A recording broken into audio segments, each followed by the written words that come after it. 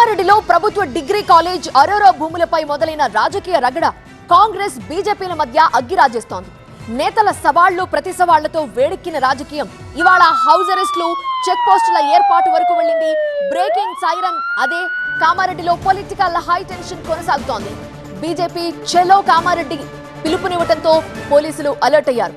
Bikkanoor toll plaza దగ్గర police check post ని ఏర్పాటు చేశారు. కామారెడ్డికి బీజేపీ నేతలు రాకుండా ముందస్తుగా చర్యలు చేపట్టారు. అయితే బీజేపీ నేతలు మాత్రం కామారెడ్డికి వెళ్లి తీరుతా ఉంటున్నారు. ఎమ్మెల్యే కేవీఆర్ ఇంటిపై కాంగ్రెస్ నేతల దాడిని సీరియస్ గా తీసుకుంది బీజేపీ.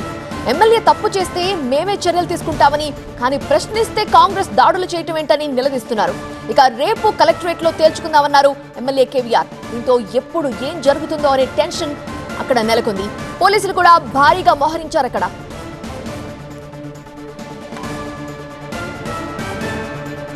కామారెడ్డికి వెళ్లడానికి ప్రయత్నించిన తెలంగాణ బీజేపీ చీఫ్ రామచంద్రరావును పోలీసులు హౌస్ అరెస్ట్ చేశారు. ఆయన మాత్రం ఖచ్చితంగా కామారెడ్డితో పాటు బాన్సువాడకు కూడా వెళ్లి తీరుతామంటున్నారు. నా మీద మీరు ఆరోపణలు చేస్తున్నారు కదా, దాన్ని మీరు నిరూపించండి అన్నారు. అంటే ఇంటి ఆఫీస్ మీద వచ్చి అటాక్ చేయడం అనేది నిరూపించడమా? అంటే నువ్వు ఆరోపణ చేస్తావు, నేను సమాధానం అడుగుతున్నా, నువ్వు అటాక్లు చేస్తావు. ఇది ఎక్కడ న్యాయం అని నాకు అర్థం కాదు. You attack only for questioning. అంటే ఈ ఒక రాష్ట్రంలో ఎవరిని అడగొద్దు, మీరు చెప్పింది మేము వినాలి అంతే. ఇట్లా గతంలో కూడా చేశారు చాలామంది. వాళ్ళు మా ఆఫీస్కి ఎందుకు రావాలి, మా ఎమ్మెల్యే ఆఫీస్కు? మా ఎమ్మెల్యే అటాక్ చేయడం ఏంది?